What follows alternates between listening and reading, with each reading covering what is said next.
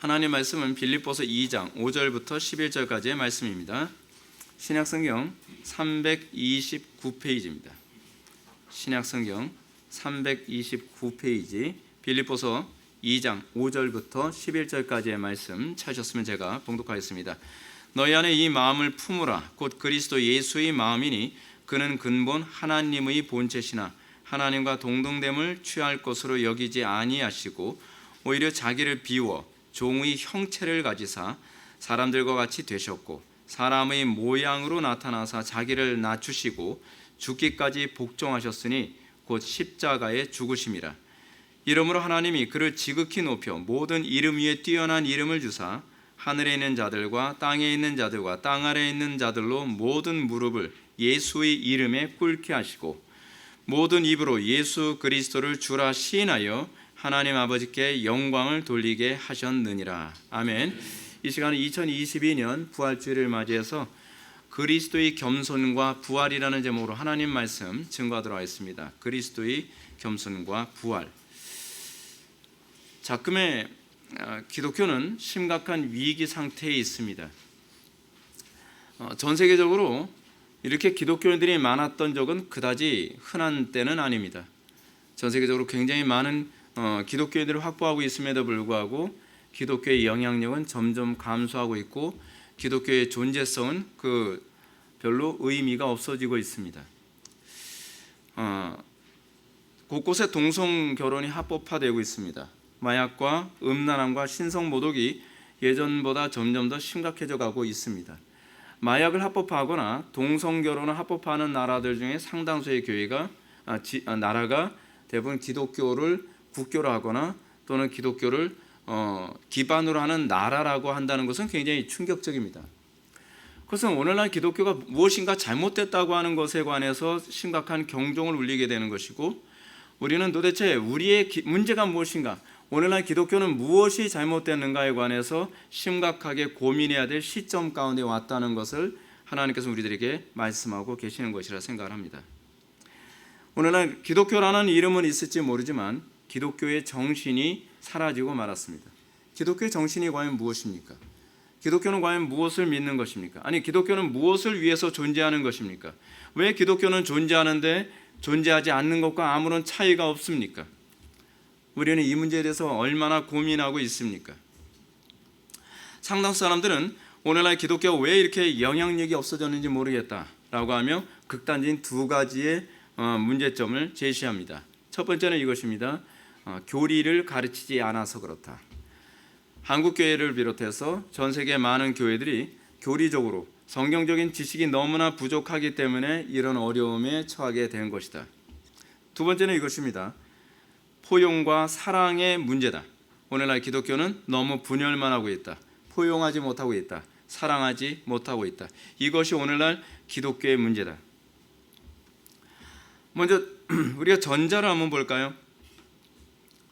이 전자에 관한 문제는 적절하지만 그럼에도 불구하고 부족한 대안임에 틀림없습니다. 우리는 틀림없이 더 바른 교리, 정확한 교리, 그리고 바른 깊이 있는 가르침을 더 많이 가르쳐야만 합니다. 근데 문제는 뭐냐면 교리만을 이렇게 가르쳤을 때에 역사상 교회가 부흥한 적이 없었다는 사실입니다. 그것을 잘 보여주는 사건이 17세기입니다. 종교개혁이 16세기에 일어나고 난 이후에 끊임없이 로마 가톨릭과의 신학적 문제가 대두되어지면서 언제부턴가 대륙에 있는 교회들, 유럽 대륙에 있는 교회들은 더 이상 경건보다는 교리적 논쟁만 굉장히 많이 했습니다. 그 결과 교회는 분열되고 교회의 힘은 오히려 약화되어 버렸습니다. 교리를 가르치는데 분열됐습니다. 교리를 가르치는데 교회는 약화됐습니다. 그런데 이 문제가 20세기에 와서도 그대로 나타났습니다. 20세기 보수 장로교회가 정확한 교리를 추구하자고 하는 그런 차원에서 프린스턴 신학교의 이런 자유주의 신학과의 대립 가운데서 둘로 나눠졌습니다. 그레션 메이첸을 중심으로 해서 프린스턴 신학교에서 갈라져서 나온 1929년에 갈라져서 나온 이 교단이 그 신학교가 바로 웨스트민스터 신학교였고 그 신학교는 정통 장로교회라고 하는 교단을 만들었습니다. 근데 교단을 만들고 난 이후에 또 분열이 일어났습니다. 그래서 성경 장로교회라고 하는 교단이 나왔습니다. 그 성경 장로교 안에서도 또 분열이 일어났습니다. 프란시스 쉐이퍼는 그 사건들을 다 지켜봤습니다. 왜냐하면 프란시스 쉐이퍼가 신학교에 들어간 것이, 웨스트민스터 신학교에 입학한 것이 1931년이거든요. 그러니까 웨스트민스터 신학교가 분리되어져서 나온 지 얼마 안 된, 몇 년 안 된 시점에서 프란시스 쉐이퍼가 그 신학교에 들어갔고, 그 신학교에 들어가서 또 분열이 일어나는 것을 보면서 프란시스 쉐이퍼는 페이스 신학교로 교단을 옮겨야만, 신학교로 옮기고 교단을 옮길 수밖에 없었습니다. 그 이후에도 또 분열이 일어나는 것을 계속적으로 보게 되었습니다. 이건 굉장히 심각한 문제입니다. 도대체 무엇이 문제였을까? 근데 문제는 뭐냐면 이것에 대한 반작용입니다. 그것이 바로 후자입니다. 분열하고 사랑이 없고 포용하지 못하는 것이 오늘날 교회의 문제라고 생각하는 사람들이 등장하기 시작합니다. 근데 그것이 이제 프란시스 쉐이퍼가 유럽을 여행하면서 사역을 하면서 봤던 부분입니다. WCC 운동이 일어난 것이죠. 모든 종교가, 모든 기독교는 하나가 되어야 된다. 기독교가 하나가 되어야 된다. 어떤 면에서는 겉으로 봤을 때는 외연만 봐서는 맞는 얘기 같습니다. 근데 그들은 하나가 되기 위하여 우리는 민감한 모든 교리는 포기해야 된다. 우리는 하나가 되기 위해서 옳다 그르다를 따지기보다는 사랑과 포용과 관용이 더 필요하다라는 부분을 외치기 시작을 합니다. 그 결과 WCC 운동은 교회를 더 심각하게 이단화시켜버리고 말았고, 이제는 그리스도 없는 기독교를 만드는 그런 심각한 이단적인 모임이 되고 말았습니다. 셰퍼가 이런 사회적 상황을 보면서, 그리고 장로교의 무능한 상황을 보면서 심각하게 고민합니다. 도대체 무엇이 문제인가?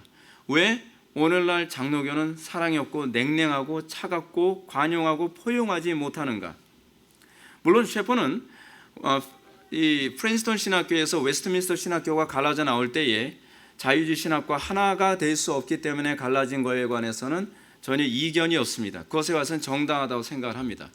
그러나 문제는 뭐냐면 본질 신학의 본질적인 부분은 다 인정을 하면서 왜 금주 문제 또는 흡연 문제, 그렇지 않으면은 주변적인 문제를 가지고 굳이 교단이 갈라졌어야만 하는가라고 하는 부분에 관해서는 심각하게 고민을 합니다.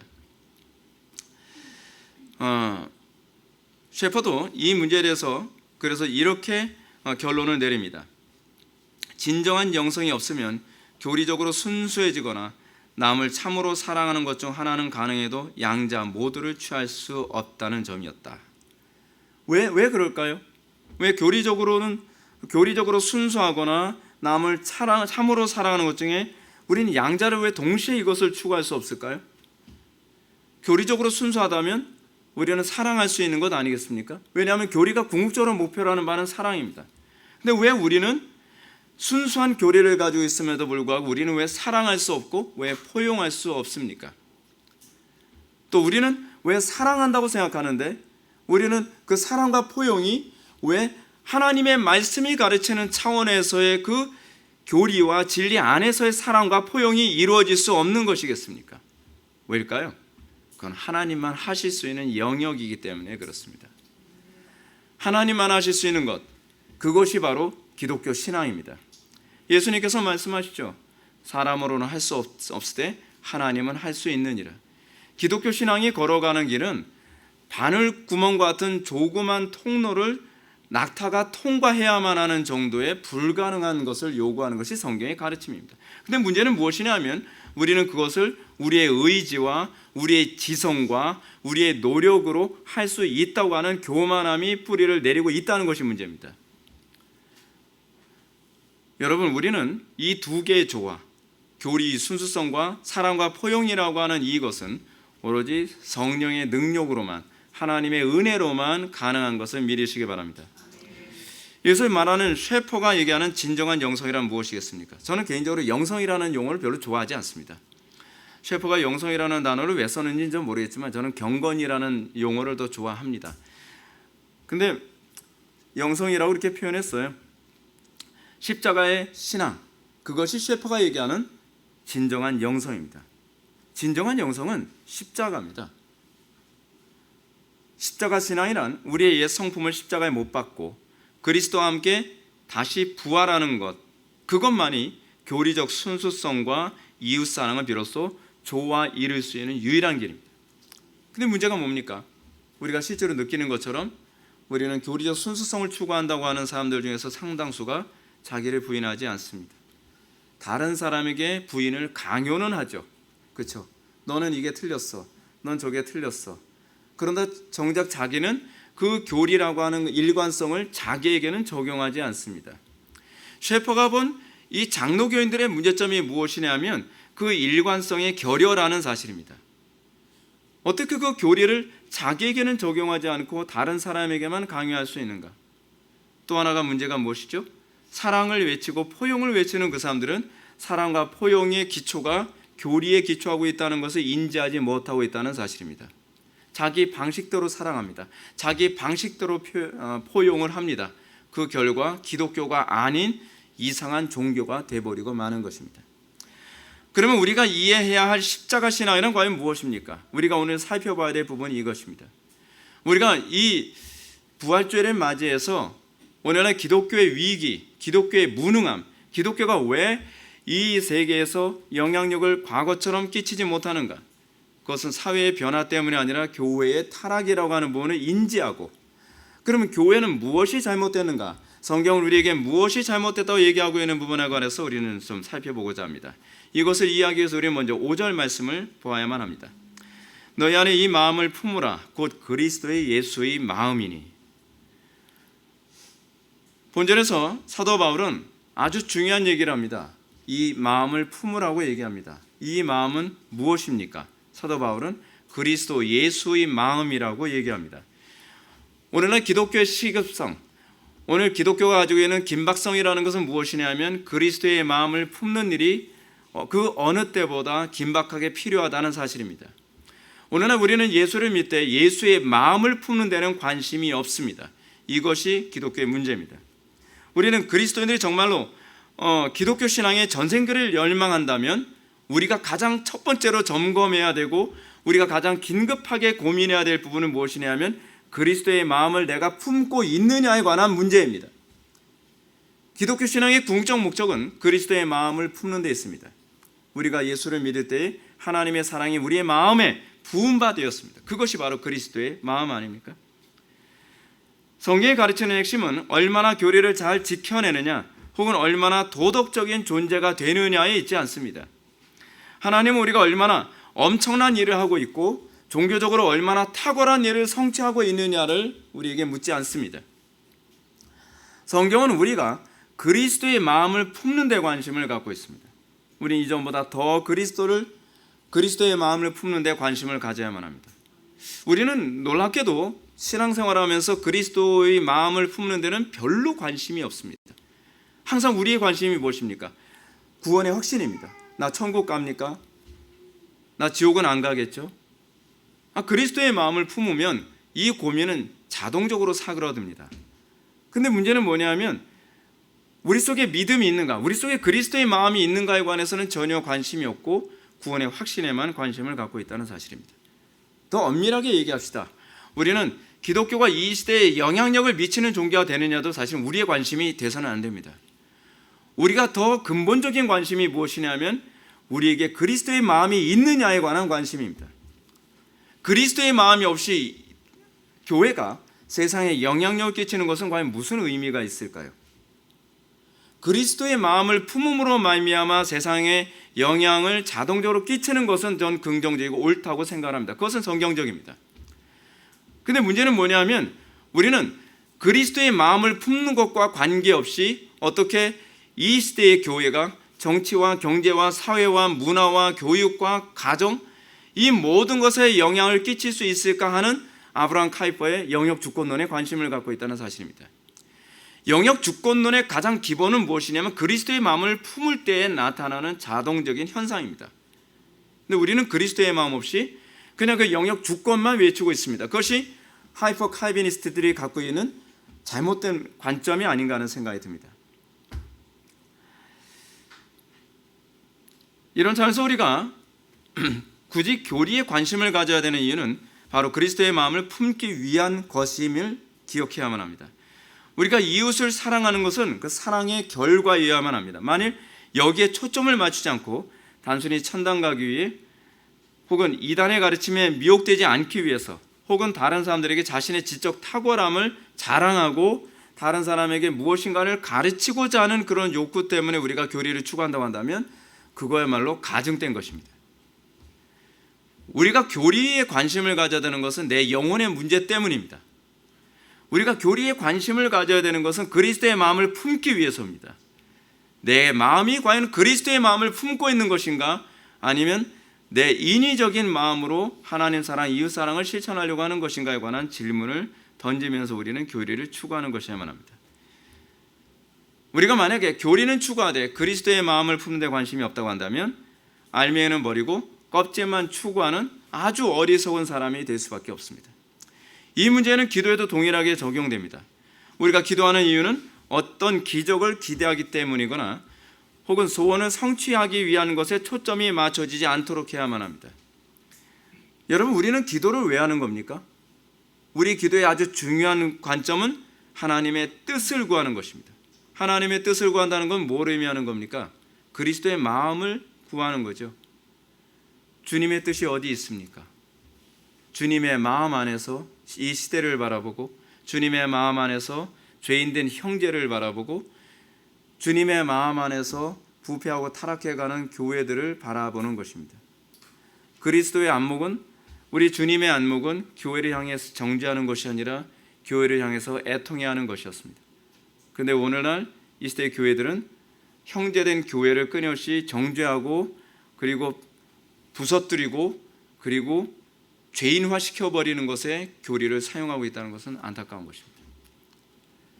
그리스도의 마음을 품고 정말 그 형제를 사랑하는 마음으로 우리는 이 교회를 바라보고 이 교회의 문제점에 관해서 안타까워할 수 있어야만 합니다.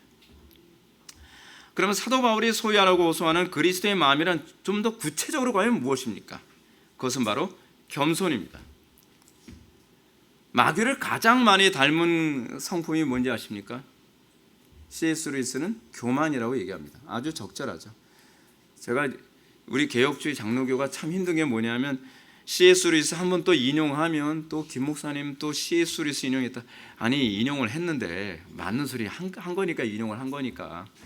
제가 C.S. 루이스 좋아한다는 얘기는 아니고요. C.S. 루이스의 관점은 좀 발투주의적 관점을 많이 가지고 있습니다. 그래서 저는 C.S. 루이스를 책을 권하지는 않습니다. 근데 C.S. 루이스가 그런 말한 것은 정당합니다. 왜냐하면 가장 마귀를 닮은 것은 교만입니다. 잔인함도 아닙니다. 음란함도 아닙니다. 사실은 그 잔인함과 음란함이라고 하는 이 모든 죄악의 근원은 사실 교만이 밑바탕에 깔려 있기 때문에 그렇습니다. 죄의 가장 그 근저에 있는 밑바탕은 교만함입니다. 예수님에게 가지고 있는 그 그리스도의 마음의 핵심은 바로 겸손입니다. 기독교 신앙에서 결코 망각하지 않아야 될 가장 중요한 핵심은 겸손입니다. 그래서 어거스틴이 뭐라고 얘기합니까? 첫째도 겸손, 둘째도 겸손, 셋째도 겸손이라고 얘기합니다. 교만한 자에게는 아무것도 심어줄 것이 없습니다. 아무리 옳은 말을 해줘도 교만한 자들은 다 우습게 여기고 다 튕겨버리지 않습니까? 예수님이 와서 말씀을 하셔도 교만한 자들은 결코 그 말씀을 받아들이지 않습니다. 바리새인들이나 사두개인이나 이 율법사들의 문제가 무엇입니까? 그들은 교만했다는 겁니다. 근데 그 교만했던 그들을 향해서 예수님께서 뭐라고 말씀하셨죠? 너희는 너희 아비 마귀를 아주 꼭 닮았다 이놈들아. 그러겠죠. 이 교만함이야말로 가장 마귀를 닮은 모습입니다.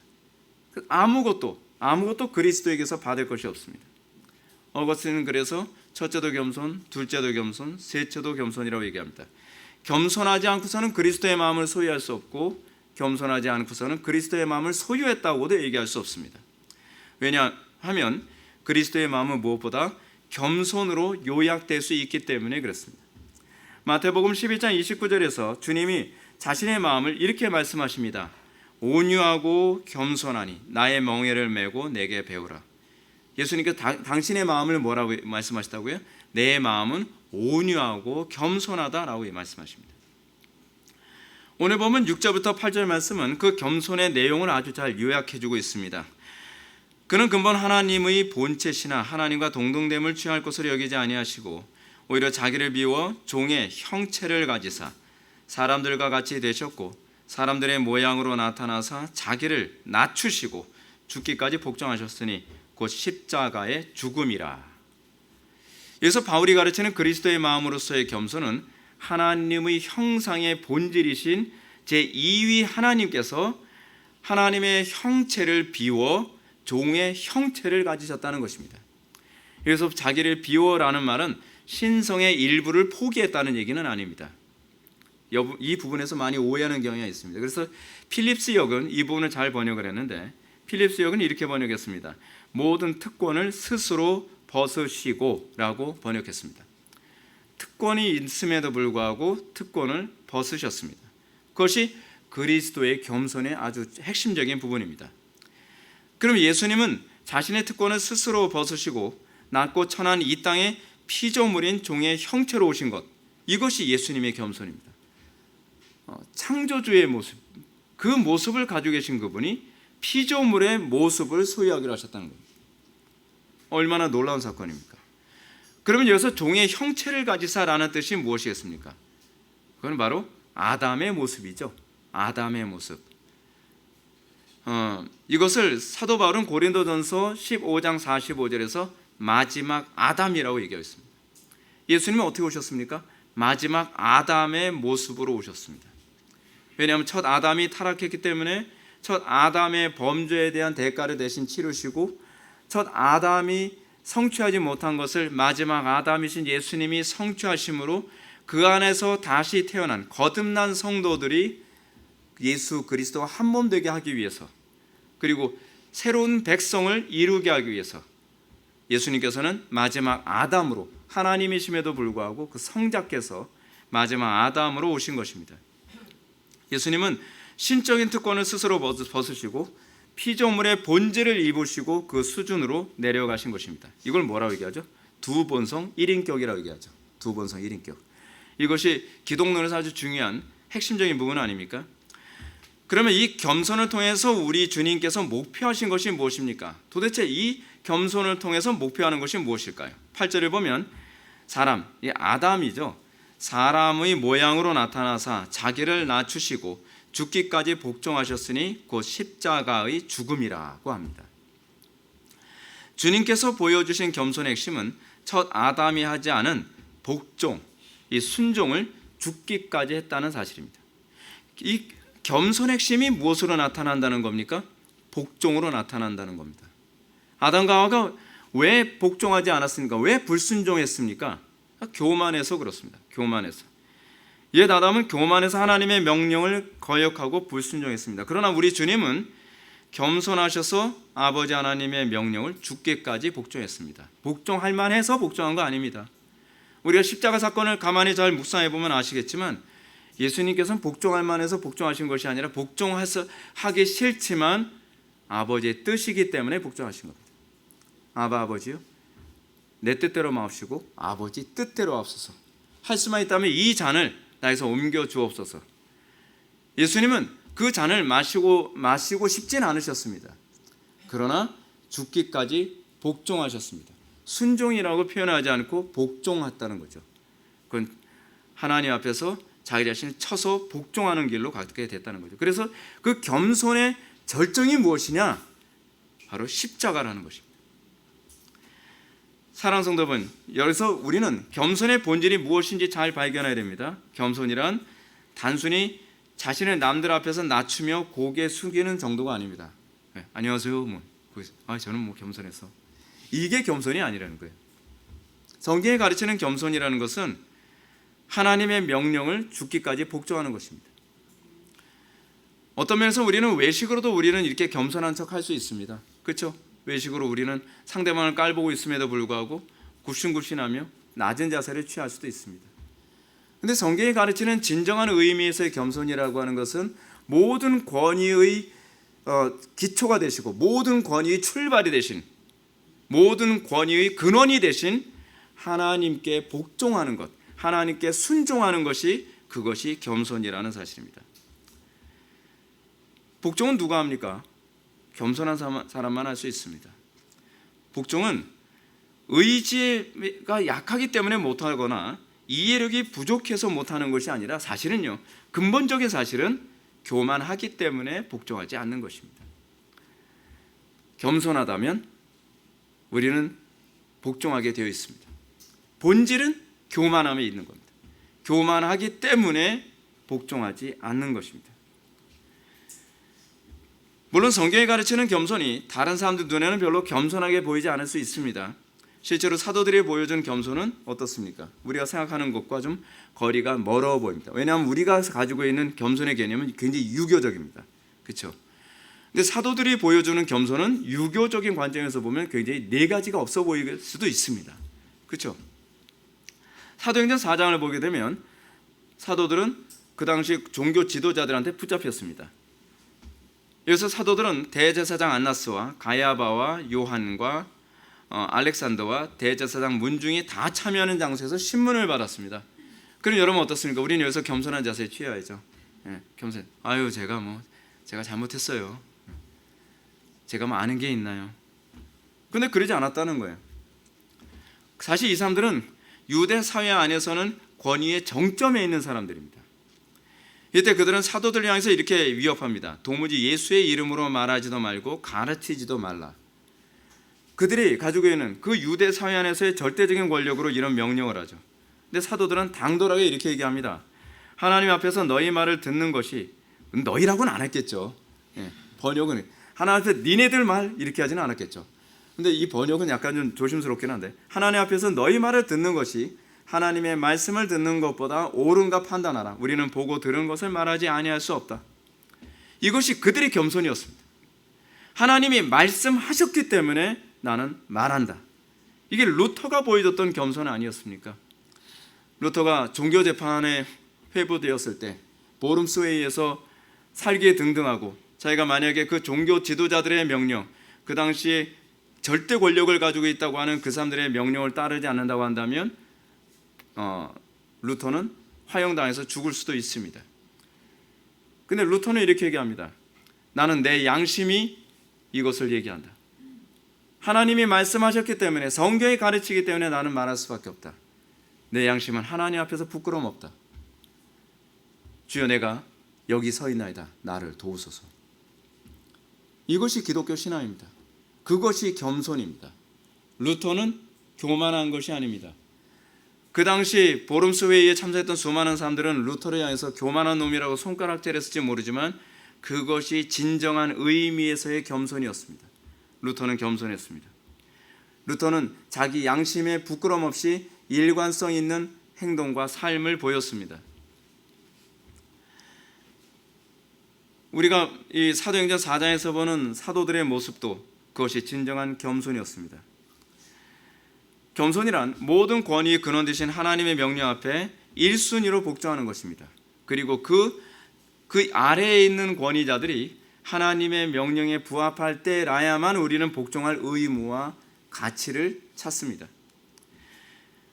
우리가 만약에 하나님의 명령에 복종하지 아니하고 세상 권위자에게 복종을 하느라고 우리가 고개를 숙인다고 한다면 그것은 교만으로 규정되어집니다. 그러므로 제자들의 복종의 행위는 예수님께서 승천하시기 전에 예루살렘과 온 유대와 사마리아와 땅끝까지 이르러 내 증인이 되리라 라고 하신 이 명령에 대한 반응이었습니다.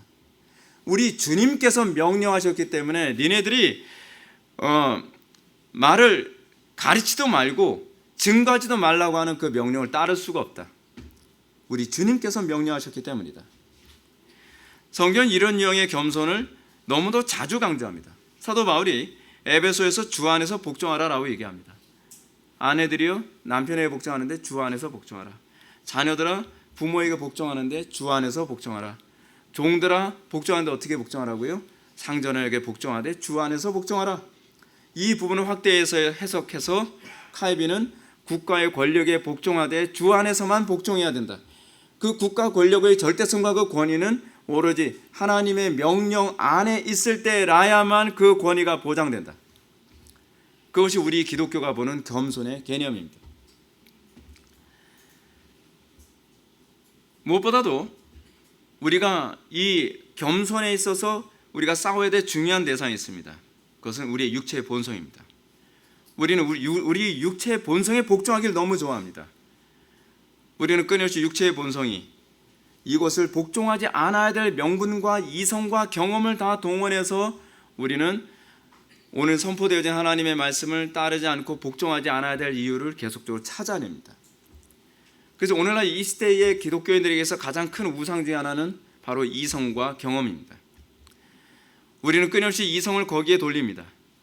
이성이라는 우상, 실질적으로 여러분 프랑스 대혁명을 일으키고 난 이후에 기독교를 다 말살시키고 나서 예배당에다가 뭘 써붙였습니까? 이성의 신전이라고 붙여놓지 않았습니까? 그 이성의 신전이라고 하는 우상 숭배, 이성 숭배라고 하는 개념은 오늘날 교회 안에서도 여전히 살아 있습니다. 하나님의 말씀의 권위 위에 내 이성과 내 경험이 하나님의 말씀을 거부하고 복종하지 않아야 될 이유와 명분을 찾습니다. 그것이 교만이죠. 그래서 교만이라는 것입니다. 놀랍게도 자신의 이성과 경험을 우상시하지 않고 하나님의 명령을 따르려고 하는 이 태도는 우리 속에서 잘 나타나지가 않습니다. 그래서 우리는 자기를 부인해야만 합니다. 날마다 우리 정과 육을 십자가에 못 박는 태도를 견지해야만 합니다. 사랑하는 성도 여러분, 우리 겸손은 바로 여기서 나타나는 것입니다. 우리의 겸손은 칭찬이 사람에게서가 아니요 다만 하나님에게서 나오는 것임을 바라볼 수 있어야만 합니다. 나의 행동, 나의 순종, 나의 이 복종이 과연 하나님께서 칭찬하시는 것인가, 사람이 칭찬하는 것인가? 우리는 항상 거기에 우리의 행동을 점검해야만 합니다. 다른 모든 사람들이 우리를 겸손하다고 말하는 것은 아무 의미가 없습니다. 우리의 겸손은 오로지 하나님이 칭찬하시는 겸손일 때라야만 그 겸손은 정당성이 인정받습니다. 그러므로 우리가 하나님의 명령을 복종하는 데 인색하다면 그가 아무리 주변 많은 사람들한테 겸손하고 젠틀하고 그렇게 사람이 똑똑하다 한다 할지라도 하나님께는 결코 칭찬받을 수 있는 것이 되지 못합니다. 물론 이렇게 하나님의 명령만을 제1순위로 복종하는 겸손에는 항상 고난이 따르게 되어 있습니다. 문제가 그거죠. 고난이 따릅니다.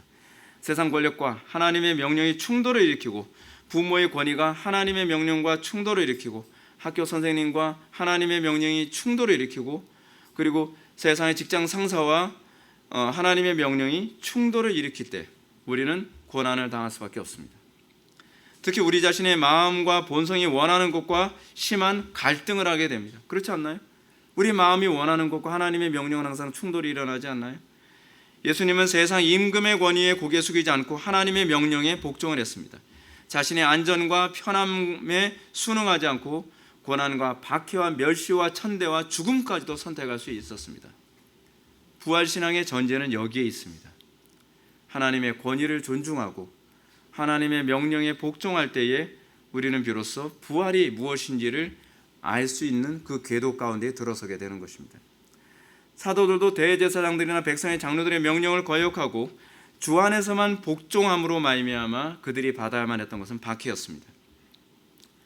교회 안에서 개혁자들은 세상 권세자들의 권력에 불복하고 하나님의 명령만 복종함으로 박해를 받아야 했습니다. 모세도 그렇습니다. 모세도 파라오가 명령하는 대로 예배하지 않고 하나님이 명령하신 방식대로만 예배했기 때문에 고난을 당할 수밖에 없었습니다. 파라오는 끊임없이 너무 멀리 가지 마라, 남자들만 가라, 애들은 놔두고 가라, 재물은 두고 가라. 아니요, 아니요, 아니요. 우리 하나님은 그렇게 명령하지 않았습니다. 우리는 우리 하나님이 명령하신 대로만 따라갑니다. 그것이 바로 모세의 겸손입니다. 이것이 오늘날 이 시대 교회가 회복해야 할 겸손의 신앙 태도입니다. 오늘날 기독교가 세상에서 아무 영향력을 끼치지 못하는 이유는 우리가 하나님의 명령, 하나님의 권위를 존중하지 않기 때문입니다. 하나님의 명령을 따르지 않기 때문에 그렇습니다. 그리고 세상의 권위, 세상의 명령, 세상의 위협, 세상의 유혹 앞에 무릎을 꿇기 때문에 기독교인들이 아무리 많아도 아무런 영향력이 없는 것입니다. 더 나아가 우리는 우리 마음과 우리 육신이 원하는 것에 우리는 복종합니다. 하나님의 명령에, 하나님의 권위에 복종하지 않습니다. 그렇기 때문에 교회가 무능한 것입니다. 우리는 하나님의 명령을 내 경험과 내 지식과 내 감정이 원하는 대로 따르기 위해 교묘히 합리화하거나 복종하는 태도를 부인해야만 합니다. 우리가 이렇게 하지 아니하면 십자가의 그 영광을 알 수가 없습니다. 오늘날 기독교는 십자가가 없습니다. 누군가가 그런 얘기했죠. 이 시대의 기독교는 고난은 없는데 뭐가 없어요? 영광이 없죠. 세상 사람들이 교회를 걱정합니다. 십자가가 없으니까 세상 사람들이 교회를 걱정합니다. 교회가 자꾸 무너져 가니까. 교회 저렇게 가면 안 되는데. 원래 교회가 세상을 걱정해야 되는 거거든요. 근데 세상이 교회를 걱정합니다. 문제가 굉장히 심각하죠. 그리스도의 겸손을 상실한 오늘날 교만한 기독교는 가정이나 사회나 교회나 직장이나 국가에서 아무런 영향력 없는 종교가 되어버리고 말았습니다. 과연 오늘날 기독교가 가정 안에서 얼마나 영향력을 끼치고 있나요? 여러분들의 가정은 그리스도께서 다스리고 있나요? 여러분들의 직장은 그리스도께서 다스리고 있나요? 또는 좀 더 가까운 데를 얘기해 봅시다. 과연 우리 교회는 그리스도께서 다스리고 있나요? 우리가 관심을 가져야 되는 것은 과연 누가 다스리고 있느냐에 관한 문제입니다. 그러나 우리는 여전히 가정 안에서도 세속적인 방법으로 자녀들을 양육하고 세속적인 방법으로 교회가 운영되어지고 세속적인 방법으로 우리는 사업을 하고 그리고 직장 생활을 하고 내 모든 것이 그렇게 갑니다. 교회 안에서의 종교적 일관성은 교회 밖으로 나가지 못합니다. 프란시스 셰이퍼가 이런 얘기하죠. 이상하죠. 왜 사람들은 교회 안에서는 옳다고 하는 것을 세상 밖에서는 진리라고 외치지 못할까요? 교회 안에서의 그 진리가 교회 밖에서도 동일하게 진리라는 것을 왜 인정하지 못할까요? 그래서 그리스도인들은 일관성이 없습니다. 그래서 그리스도인들은 위선적입니다. 위선이 뭡니까? 위선이라고 하는 것은 일관성을 포기하는 것입니다. 교회 안에서 이것이 진리라고 믿는다고 한다면 우리는 가정 안에서도 진리라고 생각하고 우리는 순종할 수 있어야만 합니다. 교회 안에서 그것이 진리라고 우리가 믿는다고 한다면 직장에서도 캠퍼스에서도 어디서도 우리는 고난을 받더라도 그 일관성을 유지해야만 합니다. 교회의 능력, 교회의 탁월함은 거기서 나타나게 됩니다. 그러나 세상 사람들은 교회에게서 그거를 본 지가 오래됐습니다. 그러면 하나님 앞에서 그토록 겸손하셨던 주님이 받으셨던 은혜가 무엇이었나요? 십자가를 지시고 고난을 당하셨지만 그분이 받게 되어진 은혜가 있습니다. 그 영광스러움이 있습니다. 그것이 우리가 받게 될 부분이거든요. 그것이 무엇이었습니까? 9절부터 12절은 이렇게 가르칩니다. 이러므로 하나님이 그를 지극히 높여 모든 이름 위에 뛰어난 이름을 주사 하늘에 있는 자들과 땅에 있는 자들과 땅 아래에 있는 자들로 모든 무릎을 예수 이름에 꿇게 하시고 모든 입으로 예수 그리스도의 주라 시인하여 하나님 아버지께 영광을 돌리게 하셨느니라. 아멘. 성부께서는 겸손히 아버지 앞에 자신을 낮추시고 죽기까지 복종하신 주님께 엄청난 권한을 주셨습니다. 바울은 하나님이 그를 지극히 높여 모든 이름 위에 뛰어난 이름을 주사 하늘에 있는 자들과 땅에 있는 자들과 땅 아래에 있는 자들과 모든 무릎을 예수의 이름에 꿇게 하시고 모든 입으로 예수 그리스도를 주라 시인하여 하나님 아버지께 영광을 돌리게 하셨다고 얘기하고 있습니다. 근데 이 영광을 돌리게 하게 되어진 이 영광스러움과 이 은혜의 기초가 어디에 있느냐는 거예요. 복종이죠. 아버지께 복종하는 데 있습니다. 이 놀라운 은총은 부활에서 그 실체가 드러나게 됩니다. 예수님께서 부활하시고 승천하셔서 하나님 우편에 앉아 계시죠. 아버지 우편에 앉아 계십니다. 우편에 앉아 계신다는 건 오른쪽이냐 왼쪽이냐에 관한 개념이 아니라 정권 위임이라는 개념이잖아요. 그게 신학적인 표현입니다. 성자께서 그 정권을 위임받으셔서 그것이 바울이 방금 표현한 이 부분입니다. 부활은 예수님의 복종이 정당했다고 하는 것에 대한 성부의 칭의입니다. 성부 하나님께서 네가 의로웠다, 네 복종이 온전했다, 네 복종이 옳았다라고 하는 것을 인정하는 것입니다. 예수님이 진정으로 겸손하셨음을 인정하는 것입니다. 성부께서는 성자의 겸손한 복종이 옳다 인정하시고 그리고 모든 통치권을 성자에게 위임하십니다. 근데 성자께 왜 위임을 하냔 말이에요. 성부와 성자와 성령 이 세 분은 삼위일체잖아요. 하나의 본체 그리고 그러니까 하나의 본질에 세 위격이 존재하시는 거잖아요. 그렇다고 한다면 위임 안 받아도 이분은 하나님의 통치를 같이 수행하시는 분이시잖아요. 그런데 왜 예수께 이 통치권을 위임하셨는가? 그것은요, 신약의 교회에게 이걸 주시기 위해서입니다. 우리에게 주시기 위해서 그리스도께 주신 것입니다. 그러니까 그리스도와 연합되어진 그 모든 자에게 이것을 누리게 하기 위해서 우리에게 주신 겁니다. 교회의 영광스러움이 언제 있었습니까? 교회사를 뒤돌아보십시오. 언제 교회가 하나님께서 교회를 지극히 높여, 제가 예수님의 이름을 빼고서 거기다가 교회를 집어넣어도 별 문제가 되지 않습니다. 왜냐하면 교회는 그리스도와 한 몸이기 때문에 그렇죠. 교회를 지극히 높여 모든 이름에 뛰어난 이름을 주사 하늘에 있는 자들과 땅에 있는 자들과 땅 아래에 있는 자들로 모든 무릎을 꿇게 하시고, 그렇게 하고 나서 예수를 주라 시인하게 하시는 것이죠. 언제 교회에게 이런 영광스러움이 있었습니까? 그는 교회가 아버지 하나님께 절대적으로 복종할 때였습니다. 죽기까지 따를 때였습니다. 죽기까지 복종할 때 하나님께서는 이 영광스러운 복을 교회에 부어 주셨습니다. 이거 우리는 다른 말로 뭐라고 얘기합니까? 부흥이라고 얘기합니다. 부흥이라는 건 뭐 하늘에서 불 떨어지고 뭐하고 그게 아니라, 물론 그런 게 없다는 게 아니에요. 근데 부흥의 본질이 무엇이냐는 겁니다. 부흥이 일어났을 때 여러분 장풍 쏘고 그게 아니거든요. 부흥이 일어난 시대에 나타났던 가장 대표적인 현상이 무엇이냐면 회개입니다. 하나님께 복종하지 않았던 사람들이 하나님께 복종하는 자리로 돌아온 것이 부흥입니다. 그 결과가 무엇이었습니까? 바울이 얘기하는 것처럼 하나님이 교회를 지극히 높여 모든 이름에 뛰어난 그 이름을 주사 하늘에 있는 자들과 땅에 있는 자들과 땅 아래에 있는 자들로 모든 무릎을 꿇게 하시는 놀라운 역사가 나타나는 것 아닙니까? 사도 바울은 이것을 공동 상속자라는 개념으로 얘기하고 있습니다. 자녀이면 또한 후사라는 말이 상속자라는 얘기잖아요. 번역할 때 이건 좀 상속자로 번역을 해야지, 이거 굳이 설교하면서 해석해줘야 될 필요성이 있다는 게 좀 약간 스트레스가 돼요. 자녀면 또한 상속자, 곧 하나님의 상속자요, 그리스도와 함께한 상속자니 그리스도와 함께한 상속자니 우리가 그와 함께 영광을 받기 위해 고난도 함께 받아야 될 것이니라. 성부께서 성자에게 뭘 상속해 주셨다고요?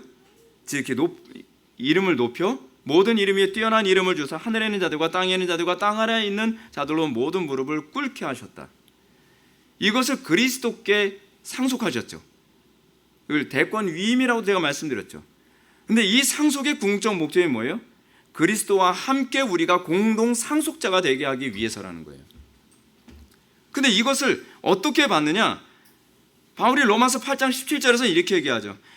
우리가 그와 함께 영광을 받기 위해서, 우리가 그와 함께 공동 상속자가 되게 하기 위하여 고난도 함께 받아야 될 것이니라. 고난을 어떻게 받죠? 죽기까지 복종함으로 받는 거죠. 순종함으로 받는 거예요. 우리가 죽기까지 복종하고 순종함으로 우리는 그리스도의 공동 상속자가 되고 그 안에서 교회의 영광스러움은 그때 비로소 일어나게 되는 것입니다. 우리는 교회의 영광스러움은 이상한 데서 찾습니다.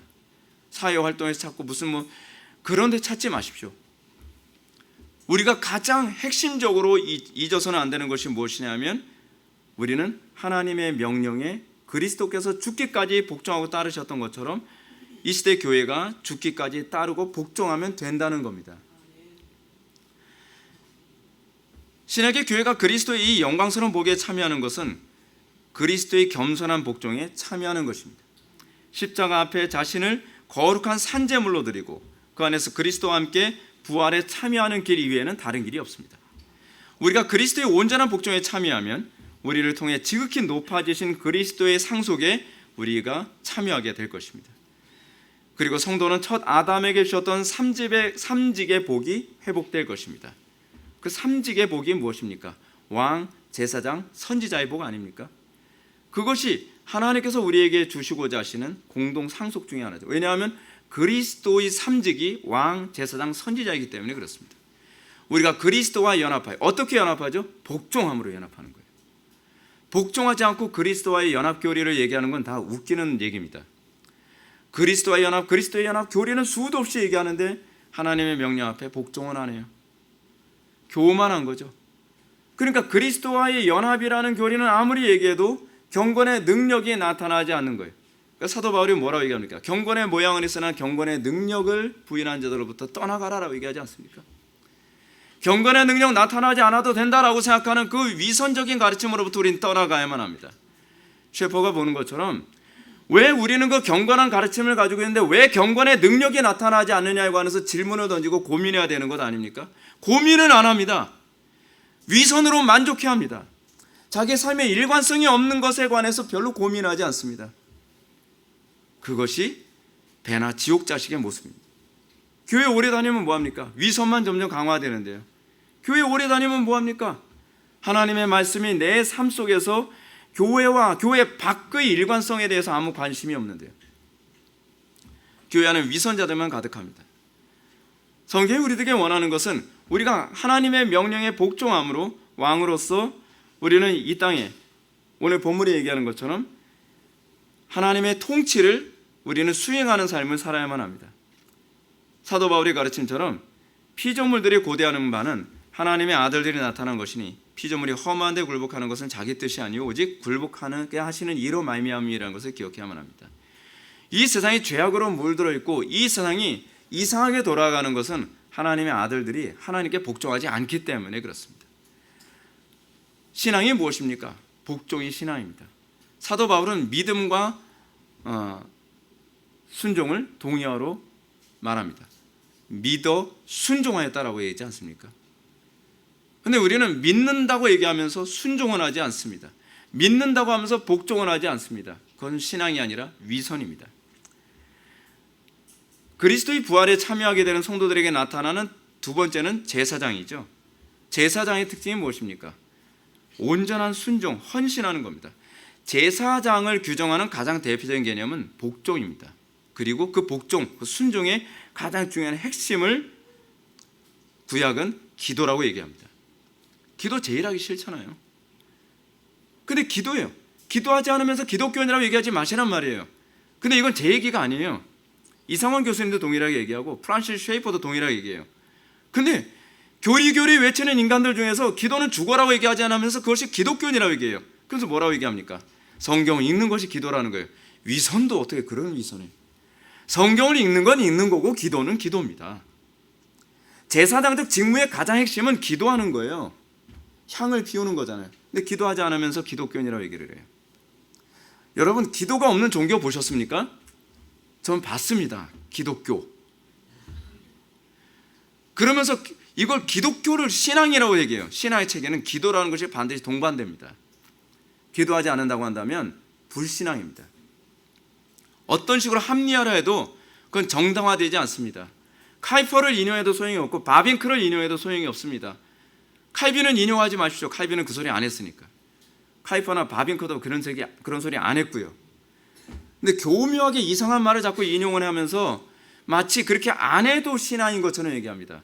그거는 하나님의 말씀 가지고 위선의 도구로 사용하는 겁니다. 마지막으로 그리스도의 부활에 참여한 성도들에겐 선지자의 직분이 나타나게 되어 있습니다.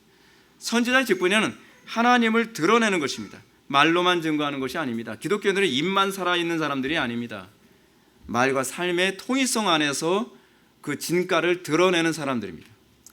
안 믿는 사람들이 기독교를 항상 놀라워했었던 때는 그들이 말만 하는 사람들이 아니라 그들이 그 말한 대로 실천하는 그 일관성, 삶과 그러니까 아는 것과 삶의 통일성 안에서 세상 사람들이 충격을 받기 시작을 합니다.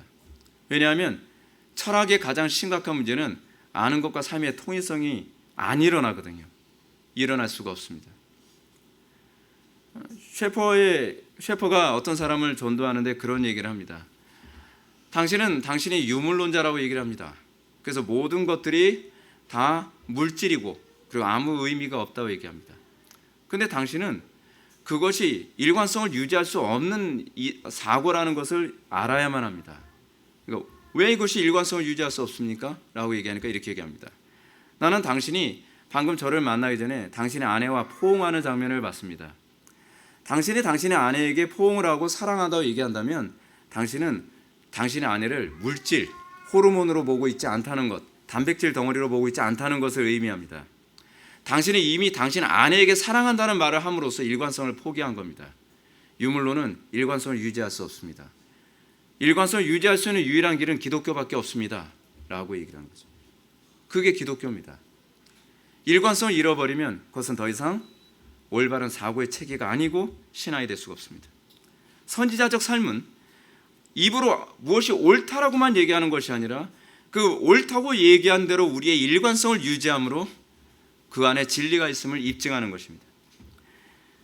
이것을 오늘 보면은 하늘에 있는 자들과 땅에 있는 자들과 땅 아래에 있는 자들로 모든 무릎을 예수의 이름에 꿇게 하신다고 가르칩니다. 사랑하는 성도 여러분, 하나님 앞에서 어린아이처럼 겸손한 자에겐 하나님께서 이 놀라운 복을 여러분들에게 부어주실 것을 믿으시기 바랍니다. 분명히 기억해야 될 것은 이 복은 겸손한 자에게만 주어진다는 것입니다. 겸손하지 않은 자는 결코 받을 수 없습니다. 그리스도께서 이 은혜 가운데 참여한 것, 이 복 가운데 참여한 것은 죽기까지 복종한 데 있습니다. 오늘날 기독교가 이 시대에 영향력 끼치지 못하는 것, 오늘날 이 시대의 기독교가 부족한 그 무엇인가, 그것은 바로 우리가 죽기까지 주님을 따르는 그리스도의 겸손에 참여하지 않음에 있다는 것을 기억해야만 합니다. 이 복종, 이 겸손함으로 말미암아 하늘에 있는 자들과 땅에 있는 자들과 땅 아래에 있는 자들로 모든 무릎을 예수의 이름에 무릎을 꿇게 하시는 놀라운 역사가 나타납니다. 무엇보다 이 고난과 십자가의 길을 걸을 수 있도록 하시는 성령님의 은혜를 우리는 더 많이 의지해야만 합니다. 우리 힘으로 복종 안 됩니다. 결단하라고 제가 여러분한테 요구하는 건 아닙니다. 의지를 사용해라, 전 그거 여러분한테 요구하고 있는 것 아닙니다. 여러분들에게 필요한 것은 은혜입니다. 성령의 능력입니다. 하나님의 진리의 말씀을 삶에 적용하시는 분은 하나님이십니다. 그 하나님이 바로 성령님이십니다. 우리가 믿는 하나님은 단일 신론이 아니라 우리는 삼위일체 하나님을 믿습니다. 하나님께서 우리에게 계시한 것을 우리 삶 속에 적용하시고 열매 맺게 하신 분은 성령님이십니다. 성령님의 그 역사하심, 성령님께서 우리의 삶을 변화시킬 것을 믿지 않는다고 한다면 우리는 이위일체는 믿는다 할 수 있을지 모르지만 그것은 정상적인 기독교 신앙은 아닙니다. 우리의 궁극적 목적은 그 부활에 참여하는 것이고, 그리하여 하늘과 땅에 있는 모든 것들이 예수 앞에 무릎을 꿇게 하는 삶, 그것이 기독교의 영광입니다. 여러분들이 이 놀라운 영광에 참여하게 되기를 주님의 이름으로 축원합니다. 기도하시겠습니다. 사랑이 많으신 하나님 아버지, 우리가 오늘 시간 부활주일을 맞이해서 우리가 그리스도의 부활에 참여하기를 정말 열망하고 우리가 그리스도의 그 겸손에 참여하기를 정말 열망하게 되었습니다. 우리에게 믿음을 허락하여 주셔서 우리의 삶 속에서 날마다 그리스도께서 받으셨던 그 은혜에 우리가 참여하고 간증케 하여 주옵소서. 예수님의 거룩하신 이름으로 기도하옵나이다. 아멘.